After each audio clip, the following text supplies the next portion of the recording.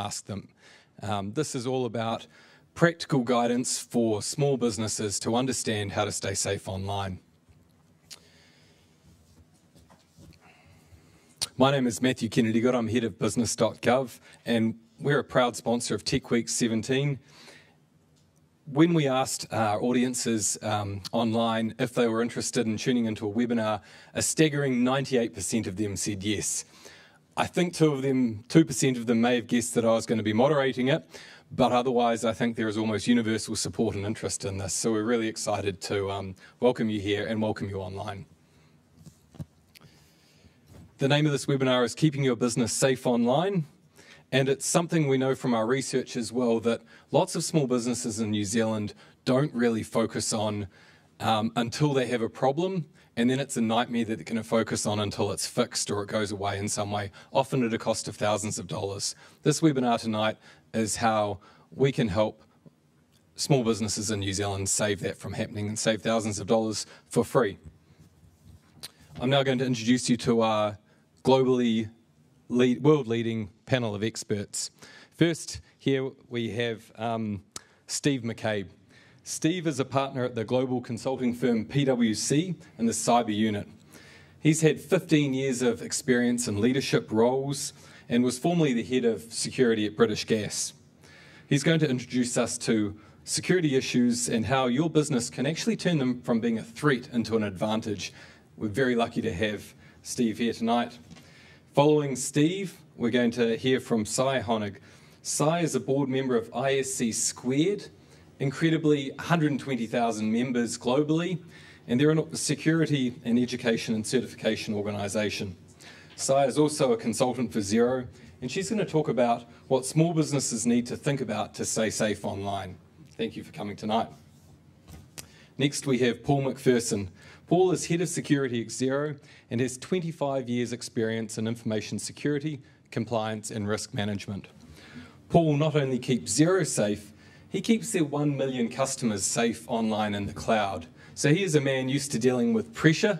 I know if I had a problem online, I'd talk to one of these panel members, possibly Paul, if it was a problem to do with the cloud, especially.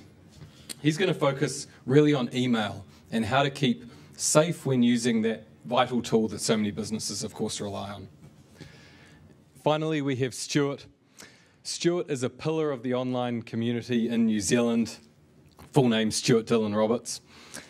He left IT, where he'd been involved in lots of senior roles in about 2013 and set up Digital Journey. Digital Journey is a not-for-profit designed to help businesses all around the world, but especially in New Zealand, make the most out of online opportunities.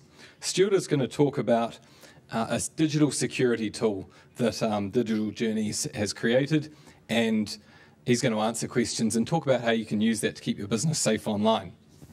So that's all from me. I'm going to pop up every now and again to introduce questions that we've got from online in the audience. But otherwise, can I welcome Steve? I've just realised in a webinar you don't get any applause. You see, I had to beg for it. So look, today is all about the questions that you guys ask. It's all about the questions that come through online, through the webinar.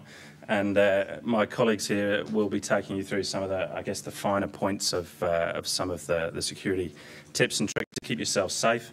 I think from my perspective, I just wanted to take you through a couple of the sort of core concepts to kind of set the scene.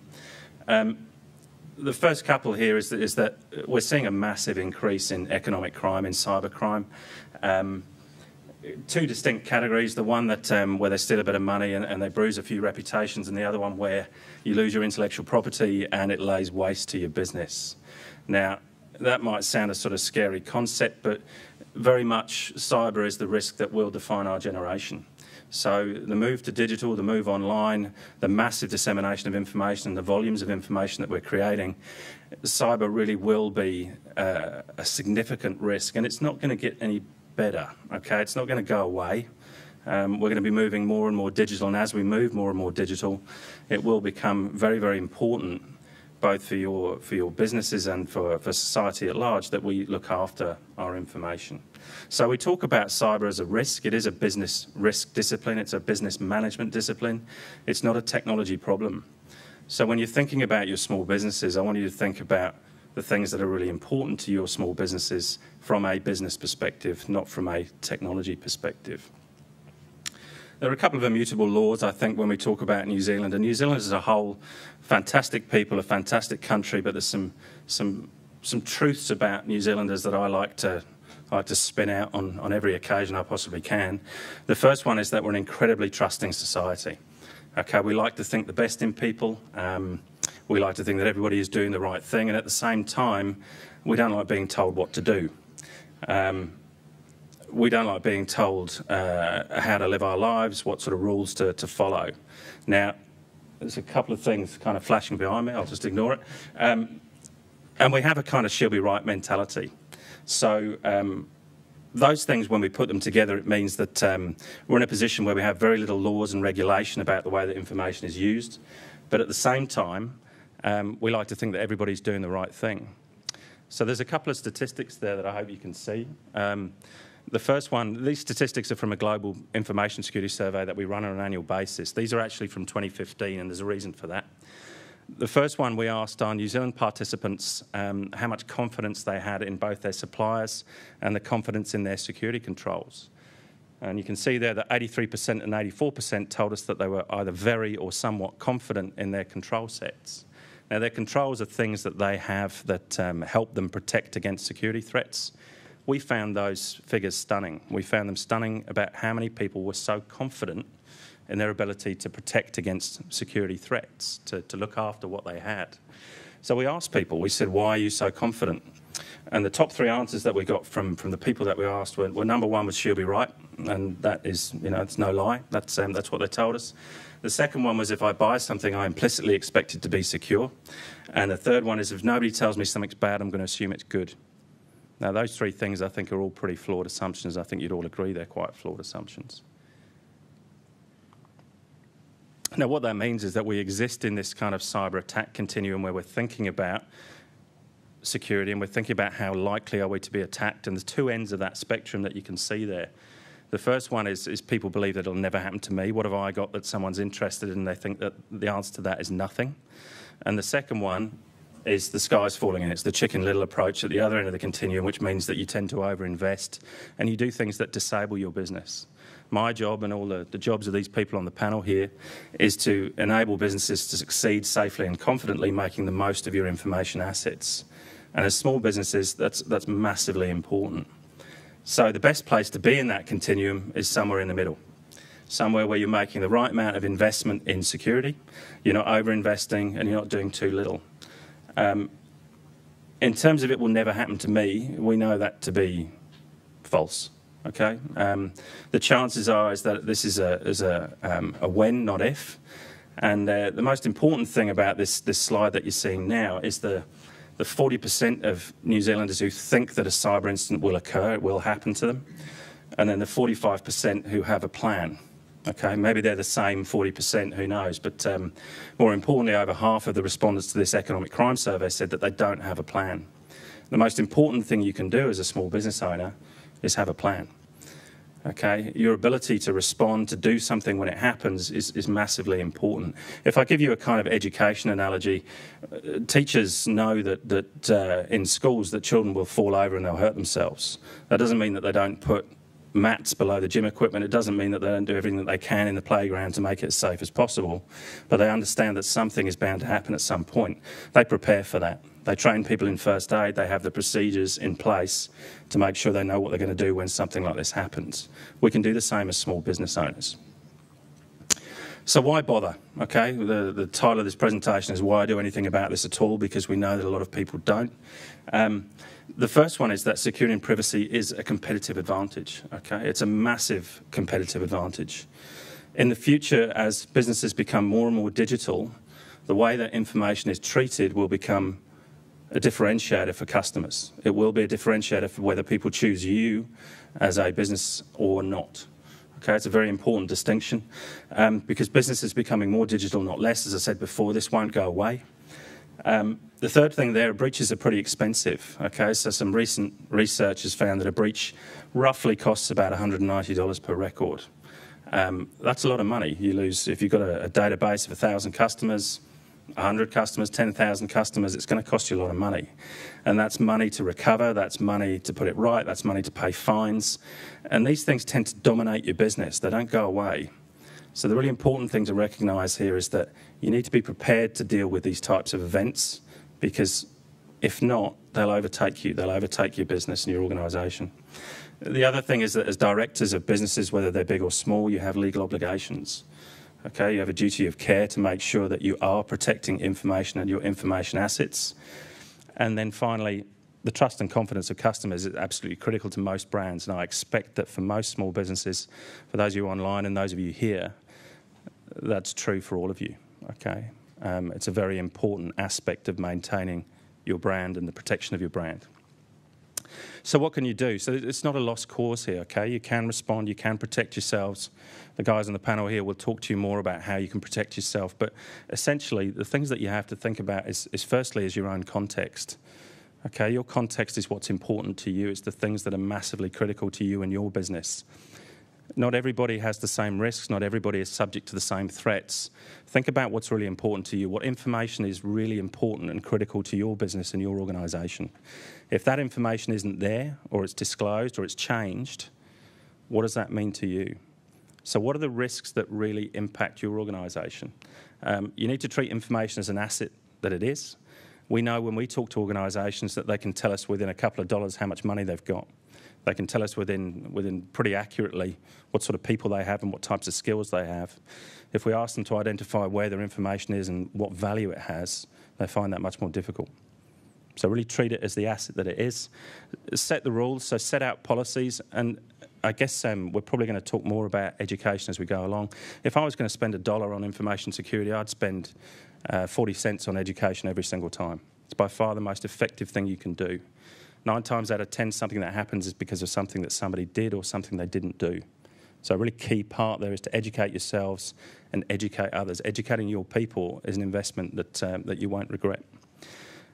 Being prepared to respond, so setting out a plan, making sure you understand what that plan is and how you're going to execute that plan.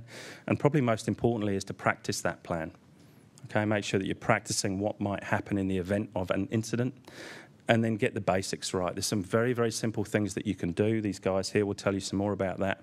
But get those basics right. Do the hygiene bits properly. Okay, they're very easy technology steps that you can take to prepare yourself and to protect yourself.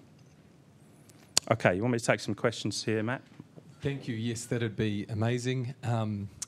First off, one question that has occurred to us and is, you mentioned that small businesses, and it was something I mentioned too, what we're seeing is they're not necessarily rushing towards this and possibly understanding the risk until something bad happens to them.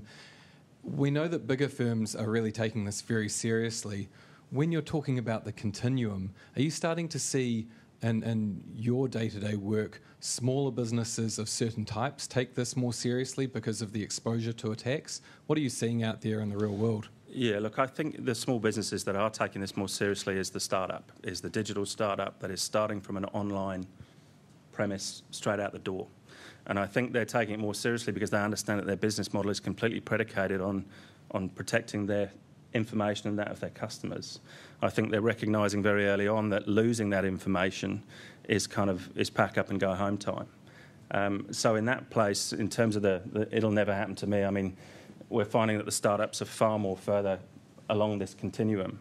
But some of the more traditional bricks and mortar businesses, we're still seeing the kind of it'll never happen to me end. And that's largely because they don't believe they have anything that anybody would want. But what we are seeing is much more sophisticated threat actors, people who are motivated to take what you have, whether that's organised crime, whether that's nation states, whether that's hacktivists, people who take some sort of moral or ethical objection against your business model, or even insiders. And insiders are a huge part of that threat actor community. Thank you very much. We are going to hear lots more from you in the panel discussion or certainly other questions. That was incredibly valuable. Really appreciate, of course, you sharing that with us. Next, we're going to bring up Sai, and Sai is going to, as I said, give us some information and advice really tailored towards New Zealand small businesses. And if anyone else who's listening online or here in the audience has questions that are related to maybe keeping your family safe online, Sai, in her work with CSC Squared, will also be able to answer those questions. They've got some great tools and applications for keeping your broader family safe online. I'll adjust this for you.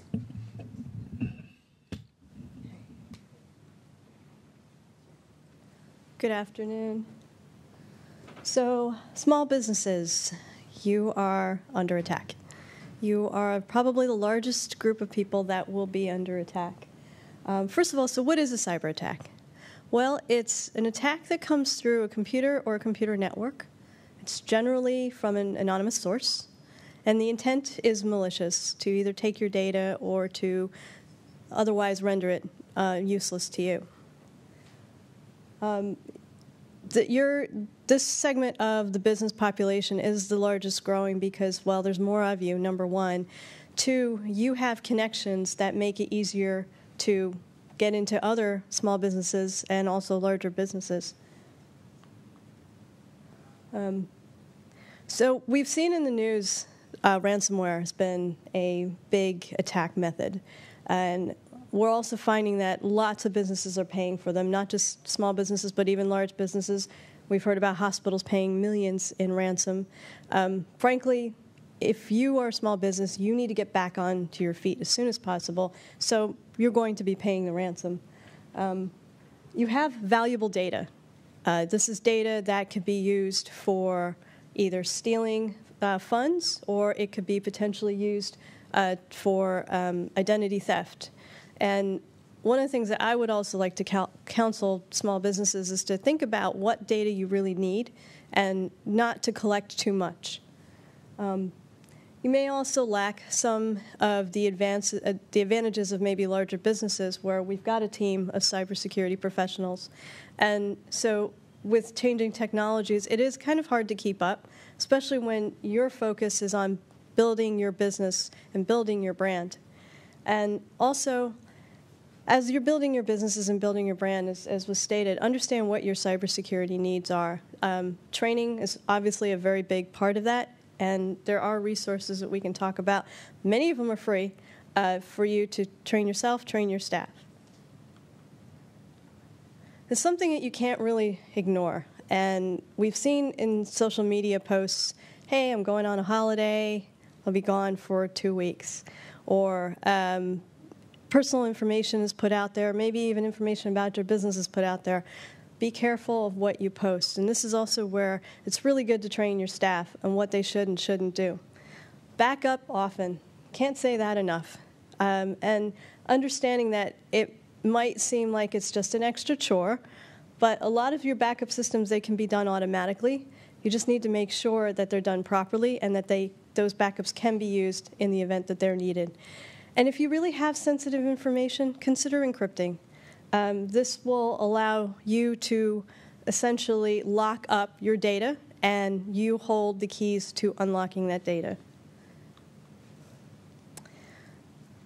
These were figures that I've found online about the costs of small breaches, and I can only imagine that those figures are only going to go up. In terms of just a website hack, that might be something that can be recovered, but consider the time that you would have to put into it to bring your systems back up to what they were. You may have lost data, and because of that, you may have lost some business. And on top of that, your reputation may also be hurt.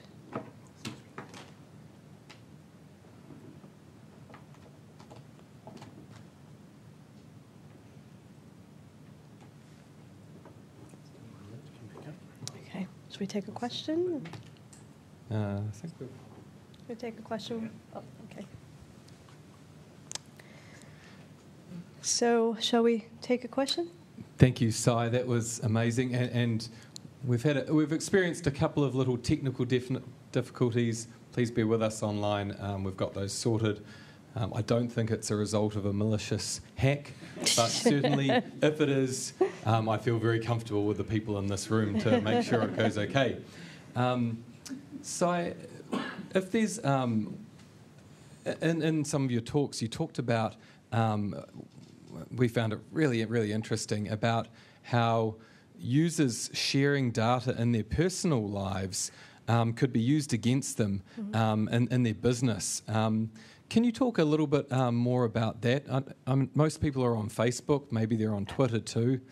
What can they do in that space? So I know from a small business side, you see yourselves as being part of this big target, but there are things you can do to keep yourself from being a target. And one of them is to watch out what you're posting online. And I mentioned this, some of you may know about Garfield the cat. ISC Squared has partnered with the creator of Garfield the cat and created a series of cartoons explaining cybersecurity. And one of them is about posting personal information, posting where your location, where you're going, are you on holiday, those kinds of things. Be careful of what you're posting, and also be careful of who you're communicating with. And we found that particularly children are communicating with strangers and providing personal information, things like their names, their home, their address, their phone numbers, etc. This is kind of scary because these are predators. They're now online, and it's hard to catch them. So do take the opportunity, if you have children or if you are involved with with schools, to take a look at that information. Thank you for that, and thank you for going into that. I know that every business owner out there has friends and often family, which are, of course, a concern as well.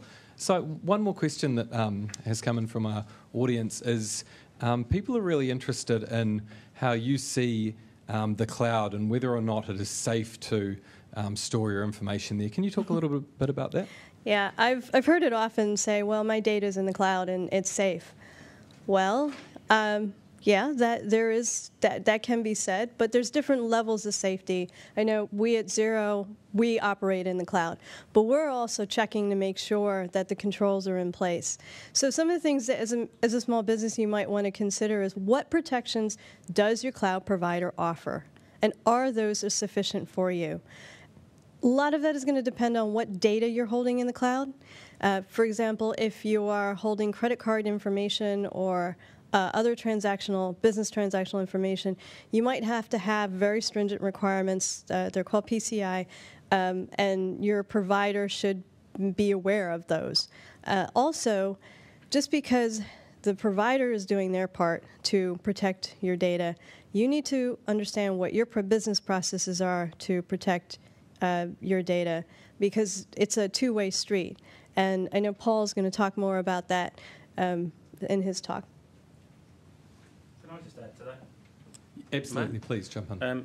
I think, I agree with Si. I think the other thing to be wary of online in the cloud is that the reputable cloud providers spend millions of dollars on implementing controls and protections for the cloud, and generally they would be more secure than anything you could possibly hope to stand up yourself.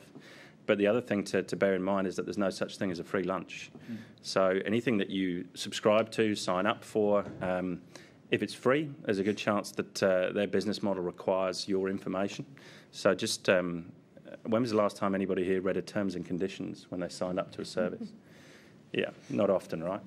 For those of you online, not many people in the audience raised their hands. Yeah, so it is important to understand what you are signing up for, what you're doing as a result of clicking that I agree button. Thank you so much. And in fact, we've had a question which relates to that from our online audience. It's from Paul in Te Kuiti. And Paul has asked the panel as a whole. His comment was that he feels like for small businesses, the options for web hosting and keeping your businesses safe, perhaps more generally, he feels they don't really compare with what he's seen in North America. Can you talk about, I suppose, what options there are for small businesses in New Zealand to field Paul's question? I'd just say if you're using cloud services, the options that are available in North America are completely available to you here in New Zealand as well. Could you name any particular? Yeah, I could. Well, certainly Xero, our platform is all hosted in the US with AWS. And just coming back to what Steve was saying about, doing your due diligence around your cloud providers, I think that's very important, because on the internet, anybody can represent themselves as anything.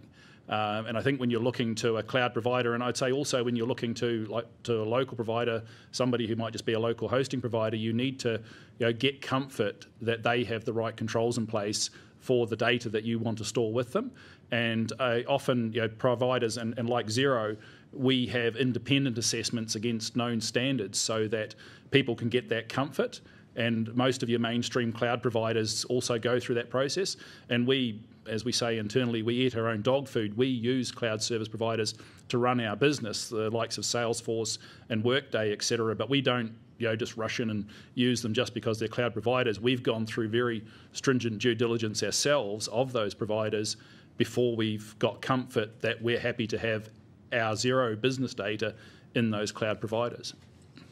That's really interesting, and I think, would it be fair to say for small businesses who we know are very busy and are trying to get a million things done, if perhaps the organisational brand that they're using, the online cloud provider, is well known and has a good reputation in this sense, is that a fast track to understanding the security around it?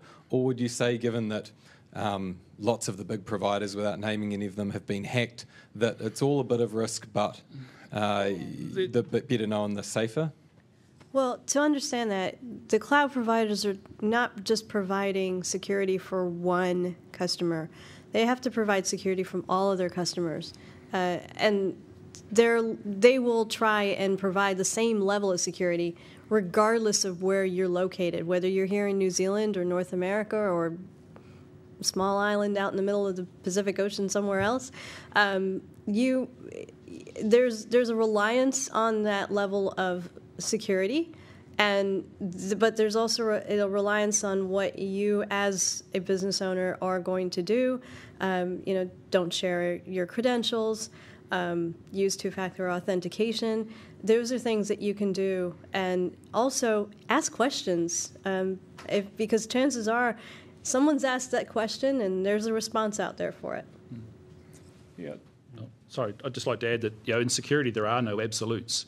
We've seen companies with $100 million security budgets that have been hacked, but then they've been targeted because they're high value organisations, and people specifically go after them. If you are the target of some of these nation-state actors out there who are after your intellectual property, then there's probably very little you can do to prevent. You're then very much in a have you got the right controls in place to detect and respond appropriately. But I think for small businesses, for most of their services, I honestly believe they are safer in the cloud, with a reputable cloud provider, because, as Si said, there's large teams of people looking after the security of all their customers. But it is that shared responsibility model. You still have to look after your account, because if somebody compromises your account, no amount of security in place by the cloud provider is going to prevent somebody getting into your data. And that's where, as I was saying, you need to have strong passwords, you need to use additional authentication, you need to protect the devices you're using through having good anti-malware, through patching and keeping things up to date. Right, and that was another question that we've picked up around staying up to date. Is that as simple as updating your browser regularly? Are there other things that small businesses can do? I think a lot. A lot of the updating these days of your software is automatic. Things just update as needed, but you do need to keep an eye on some products. If you're installing different sort of potentially out of the mainstream products, then you need to make sure that they do provide that regular update. A lot of get a new laptop these days, and it'll generally comes with some sort of an assistant to maintain the software to tell you when patches are available and when they should be applied, or that they've been applied automatically. So most part, it's a process that just sort of happens under the covers, and you don't really need to take a lot of note of it, but you do need to at least make sure that it is happening. Excellent. So our next speaker, or do we have other questions from online? We'll go to our next speaker. Paul.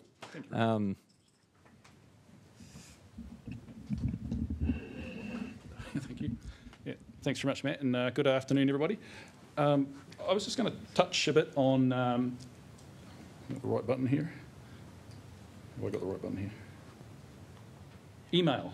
And just knowing a little bit about the risks of email, because I think everyone is aware and everybody uses email in their business. It is fast, it's reliable, it's low cost. You're not killing thousands of trees to go out to market to all your customers. It's easy to send documents, your quotes, your invoices, plans, etc. I recently went through a process of building a house, and it was a continuous stream on backwards and forwards between myself and the builder, the architect.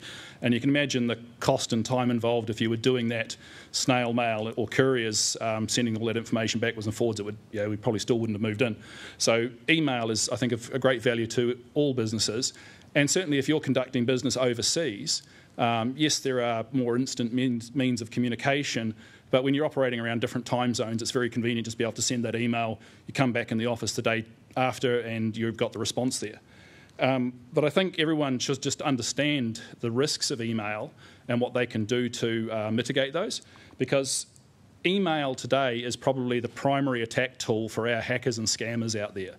I think probably most people have heard of the Sony Pictures hack a couple of years back. Whether you attribute that to the Koreans or anyone else, the first step of penetrating Sony's corporate network was the email with the attachment that somebody clicked and it installed a piece of malware, which then called out to command and control and basically escalate privileges and hey presto, we own your network. And there was quite a significant repercussion from that. More generally, as was mentioned earlier, ransomware. That is sort of the attack of the month, or has been the attack of the month for probably the last couple of years. The gangs that are running ransomware are making large amounts of money out of it. And they can, it's just that shotgun approach. They can fire it out to huge lists of email addresses that they've bought on the dark web. And if some of them stick, they make money. I even heard of a recent variant where they sent it to somebody, and if you got caught, you had the option of paying, or you could refer 2 friends. And if they got caught, you got your data back. And that, to me, is pretty low, low way of doing it. But, I don't like to think you'd maybe find you wouldn't do that. But that's the sort of thing these guys do. If there's a way to exploit something, they'll figure it out.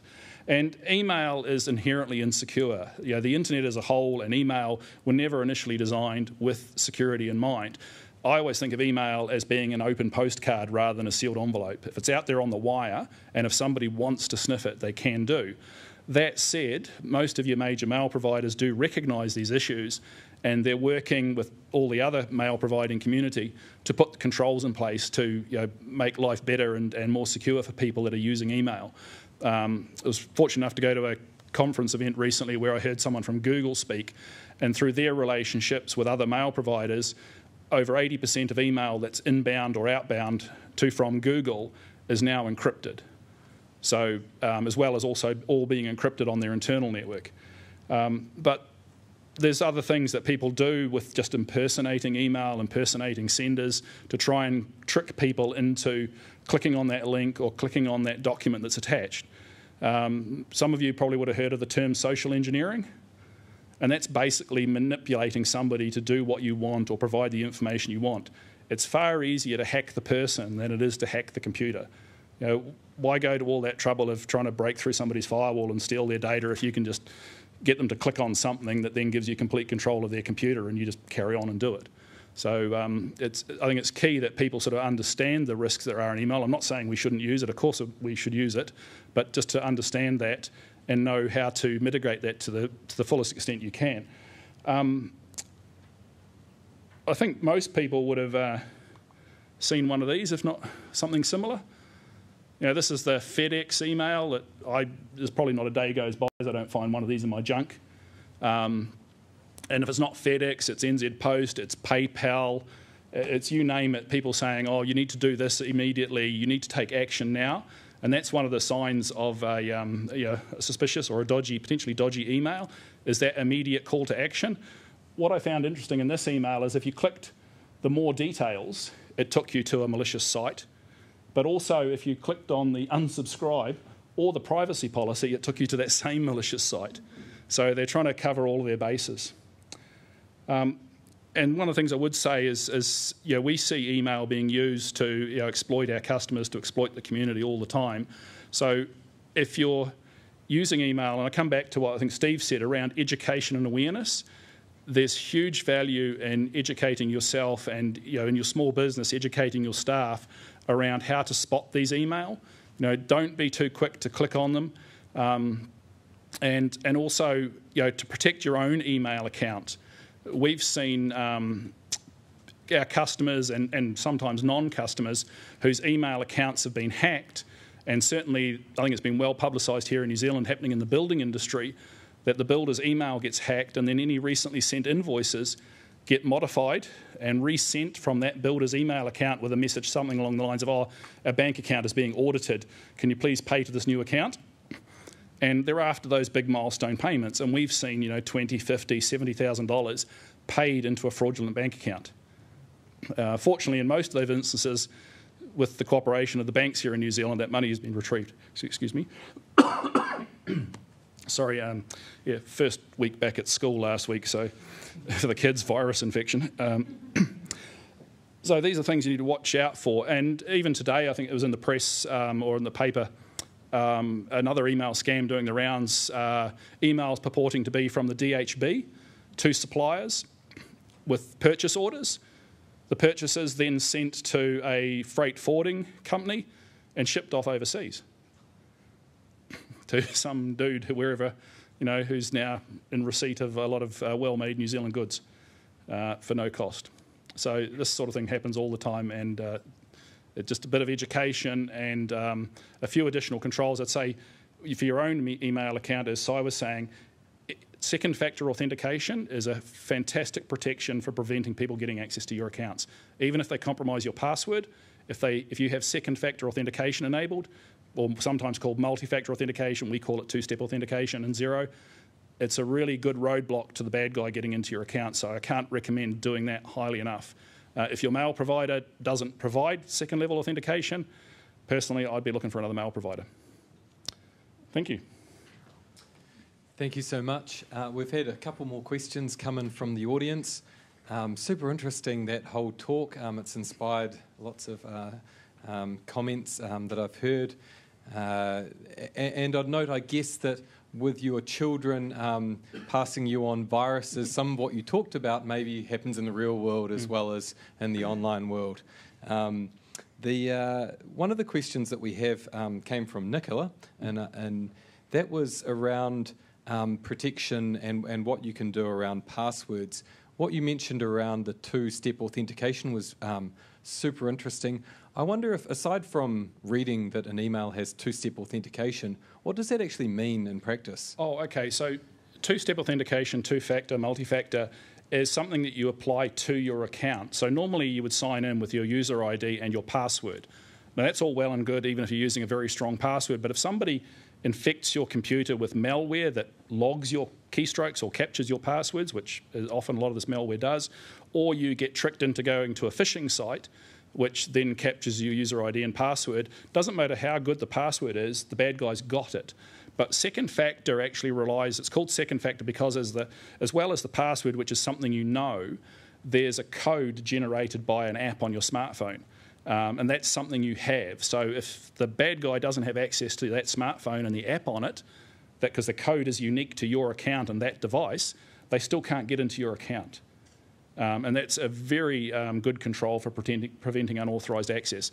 Back in the dim, dark sort of days of technology, and it's probably only like 5 years ago, banks, we used little tokens from RSA, a security company, and there were other variations where there's a constantly rolling code on the token. But now with the advent of smartphones, anyone can install that app and it's available on your device. Thank you for that explanation. That has cleared up lots of things, learning things myself. One other aspect that I think some of the people in our audience are interested in relation to passwords is we've heard around that you need to keep different passwords for different accounts as a form of security. Would you recommend that people are saving them perhaps through a password manager or through a browser? Yes, well, not so much the browser. There are issues potentially with security in browsers, but I would say use a good password safe. I'm not going to recommend any here, but there's certainly a lot of good reviews out there around password safes. Some password safes have had issues in the past, but they've learnt from that. And so there are some quite good options available, some of them on the desktop, some paid, some free. You can also have some in the cloud, so they're accessible to you from anywhere. But certainly having strong passwords and having, you can use your password safe. If you've got one good password for the password safe, then you can have it generate random values that you use for everything else, and it makes it really easy to manage.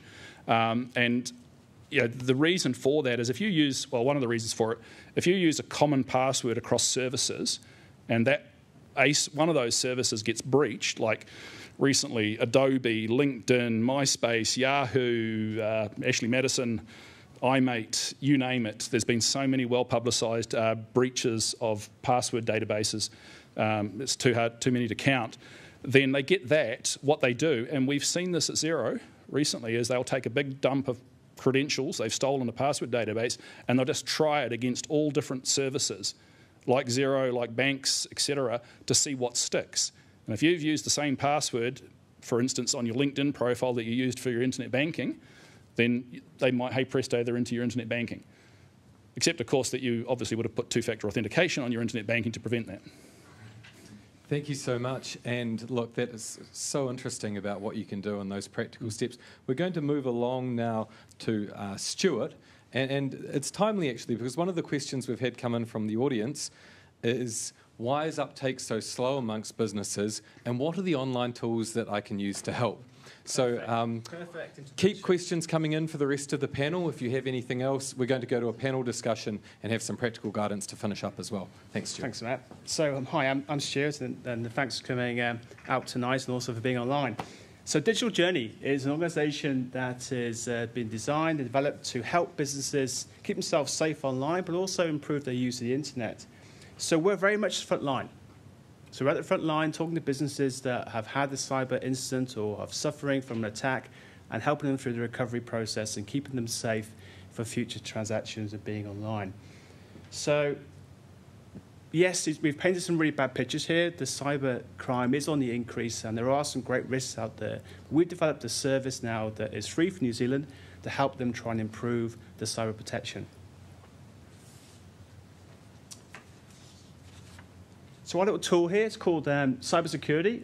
It's a free online cyber assessment tool. So every business can do this tool. It goes through a series of questions. At the end of the assessment, you get a free action plan and some guidance on how you can improve your cyber protection. So we know businesses are suffering from things like software on their machines, not being patched properly, not being protected properly, some online tools out there as well. So we go through a series of questions about how a business can potentially improve its software on its machines. Same for hardware. And people, of course, with awareness campaigns and policies and procedures. So we take a snapshot of a business. We ask them a series of questions, and then from those questions and the answers that they provide, we give a free action plan.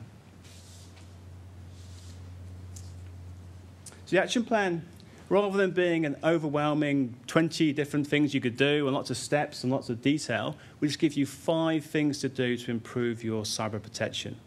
So there's 5 things to take away and put into action in your business. And here's an example of that action plan.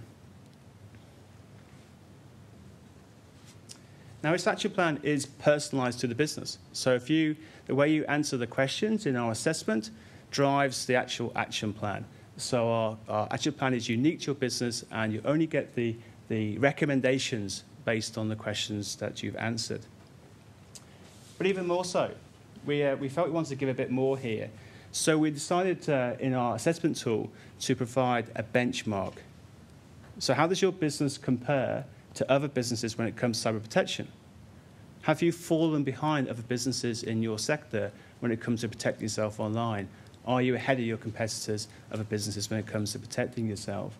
So our last part of our assessment tool gives you this benchmark, a little view of how your business is performing when it comes to protecting itself. Do you need to invest more time, more effort to achieve stronger security, or are you looking right for your business?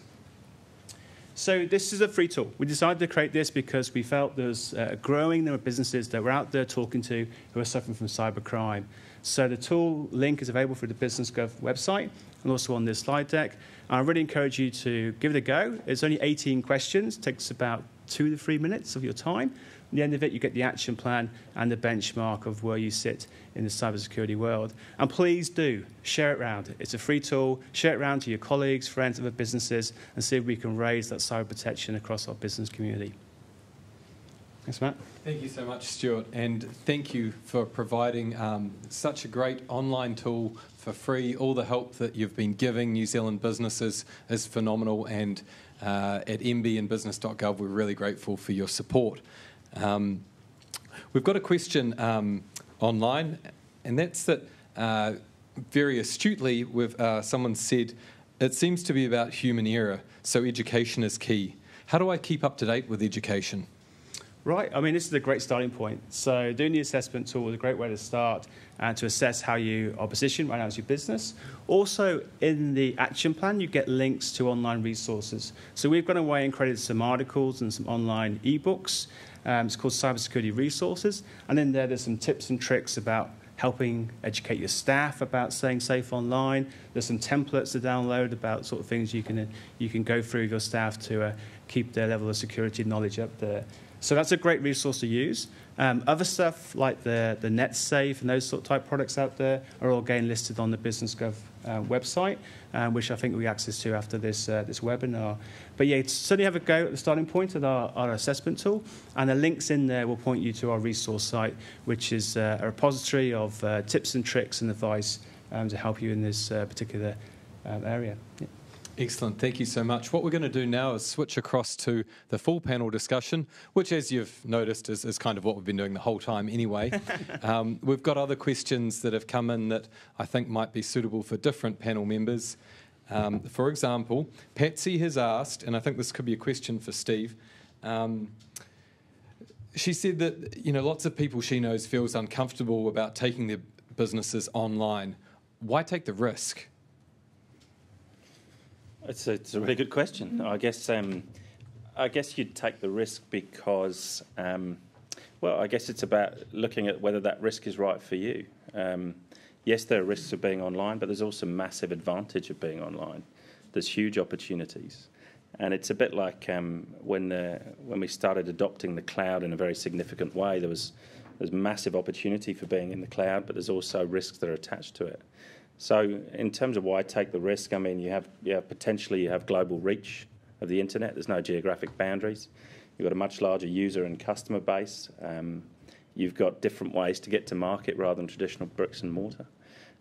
So look, there's whole heaps of reasons why being online is a great idea.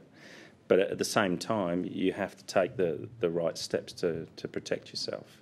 And that's really just and I think right at the beginning there, it's not impossible to do so. I mean, we're paid to think like bad people. It's kind of it's an occupational hazard.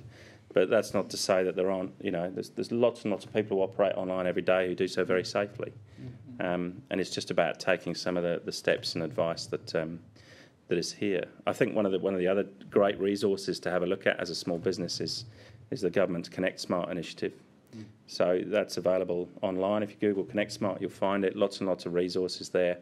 And in terms of staying up to date, they're plugged into global resources that help you stay up to date. Thank you. And that's a nice prompt. In our audience tonight, live, we have representatives from CERT New Zealand, which has just launched. If anyone online has any questions that they'd like someone like CERT to answer, CERT are the first place that you can go if you notice that you've been hacked or if there's a scam, you can report it. It has tools both for professionals and for non-professionals. So if you have any questions, we can direct that question to the experts in our audience. Another question that we've had online relates to staff and employees. Now, for small businesses, what we see all the time is that once you've got employees, your business changes, and it seems that could be true in this realm too. For the panel in general, what things can small businesses put in place to help their staff stay safe online and keep their businesses safe? I'd say one of the first things is around the education and awareness, just making sure your staff are aware of the scams and what goes on, where the resources are they can find to keep up their awareness.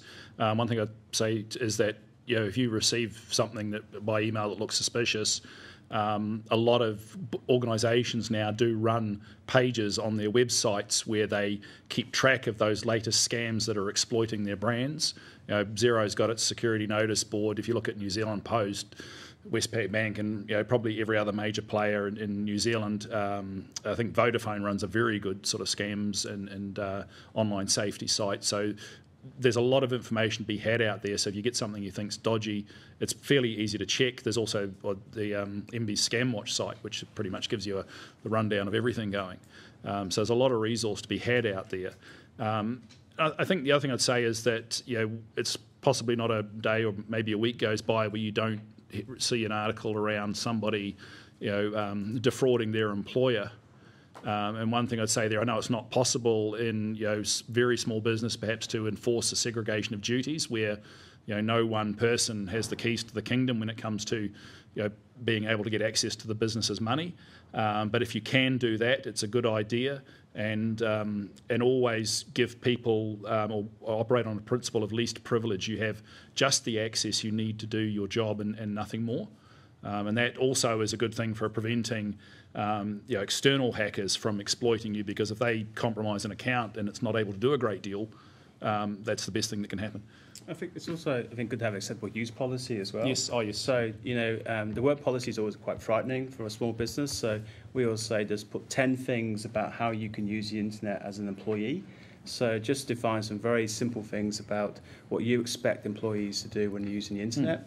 And that will give you a little bit more of that sort of awareness stuff. And the other thing about that is that often in sort of post-incident reviews, I often hear from staff saying, I didn't realise I couldn't do that. I didn't realise I couldn't do that on the internet. I didn't realise that was the rules in place. So regular just reviews of that and with staff just to make sure they are following the acceptable use practice you've got in place. So.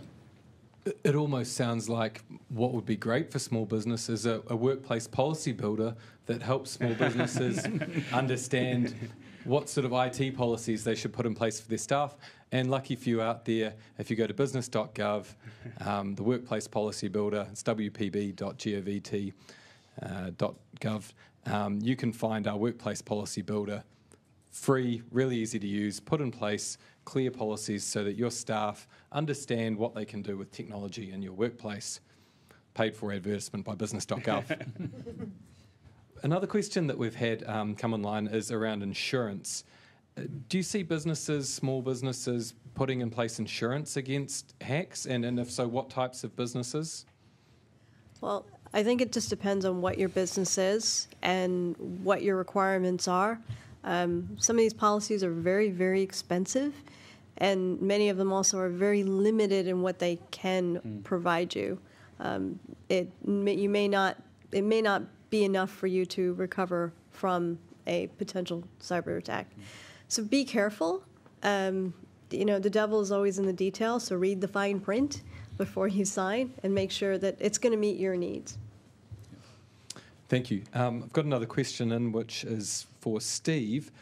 What could people out there do to put in place around business continuity planning? In fact, if the other panel wants to jump in too, this idea, it's something that EMB is very focused on promoting, thinking about risks that face your business and taking measures before the disaster happens. Yeah, look, I think it's a really good point, and I think it's important to draw a distinction between disaster recovery and business continuity. Business continuity can kick in lots of different scenarios that don't constitute a disaster, and disaster recovery is more about a technology thing and business continuity is about the business, right? I think that the important thing to do is to go through the exercise of trying to understand what's really important to you as an organisation in terms of the business processes that you run, what it is that you do, and how you would continue those in the event that your infrastructure, your environment, your technology, your people, and your processes no longer exist. And for a lot of small businesses, that can be quite a simple exercise. It's purely a prioritisation about what really needs to run in the event that that we have a situation, that we have a problem. Yeah, that's kind of the way that I'd approach it, in that sort of prioritisation and what's really important sense. One of the things that I always talk about with business continuity, and this is like real small businesses now, is that yes, it's got to have some practices in place there, but you can't beat having good backups. And it's one thing that we talked about already, and it's just it's something that we probably don't do enough of, but you can automate it now, and it's really simple. But having a copy of your data kept away from your computer and away from your office is so important nowadays. Yeah. So I think that's probably policy number one, or activity number one, when it comes to business continuity. And that in fact brings separate issues, disaster recovery and business continuity together, keeping it separate. It does. I think, we obviously work with some very, very large organisations, but it doesn't matter whether you're large or small. The very first thing we do when we're talking to organisations about things like security or business continuity is we ask them what they do and why they do it. And because that determines your purpose as an organisation, and your purpose is what you're there for, right? So when we talk about the things that might happen, getting back to business as usual, getting back to your purpose is your key objective. So when you're thinking about business continuity, when you're thinking about security and your risk, first of all, understanding what you do and why you do it, and then what's the information and systems and technology that we use to meet that mission, to meet that purpose. That will very quickly tell you the things that are important and the things that aren't. And if you focus on the things that are important, that just helps you prioritise. Thanks. We've got... I was just going to add to what Stuart was saying about keeping your backups separate. There's no shortage of horror stories and statistics around organisations who've suffered a fire, a theft or whatever, and the backups were sitting next to the device that was stolen or in the same office that went up in smoke. And the stats around that sort of an issue for a small business is very often 6 months down the track they're out of business. So if you're taking backups, there's a lot of cloud services that provide backups. There are potentially risks if you get ransomware around that, and potentially even encrypting your backups. If you're taking backups to a separate device, make sure you're taking that offline when you're not doing backups, and also taking them off-site. Wow, what a great practical piece of advice, which is going to bring us to the final sort of concluding remarks. And I'm going to put you all on the spot and ask you to think of one practical thing that businesses can take away from what we've heard tonight, or what you think the number one thing a small business can do to stay safe online once they've finished with this webinar. Stuart, we'll start with you. So I've mentioned backups already. Does that count? We can go with backups. No, would you say also use a security online tool for free at Digital Journey? Yeah, we'll do. Obviously use our tool, which is going to be this good starting point, because that's a great way to give you a snapshot of how you're doing when it comes to security. But, I from all the times we've been helping businesses that have gone through ransomware, and ransomware is one of those classic things. So I've got Office 365, or I've got my file on Dropbox. I can see all my files are all in the cloud, they're all safe. Ransomware doesn't care about that. It takes over your machine. If it's got in OneDrive or in Dropbox, it's still going to be infected, and you're starting off looking at that blank screen with a clock going on it saying you've got to pay some ransom. So I cannot emphasize enough that having a good backup that's not connected to your machine and kept off-site is absolutely critical. That's an offline backup. Thank you very much, Stuart. Paul? I'm going to cheat here and say two things. I can't stress strongly enough my recommendation that if two-factor or multi-factor authentication is available to you on an account, use it. If it's not available to you, I'd say look to a service that has it. And the other thing is just the value of education and awareness, especially when it comes to avoiding scams, the knowing that email is dodgy, so therefore I shouldn't click that link or go open that attachment. That being the primary way people are getting into your organisation, getting the malware and getting your machine infected with ransomware or stealing your information.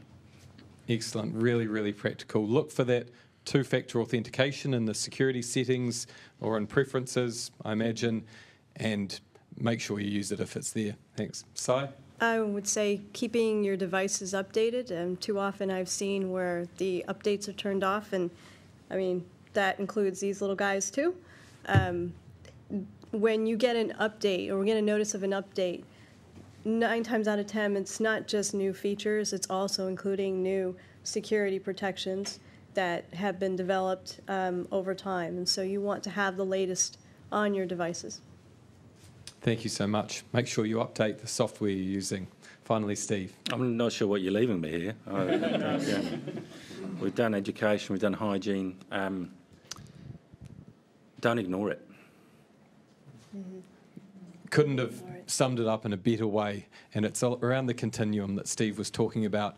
Don't be one of the businesses that just shuts this out of your life until it happens to you and suddenly you haven't stored your data somewhere else, you haven't checked your two-factor authentication, so suddenly they're accessing all different programs that you've got.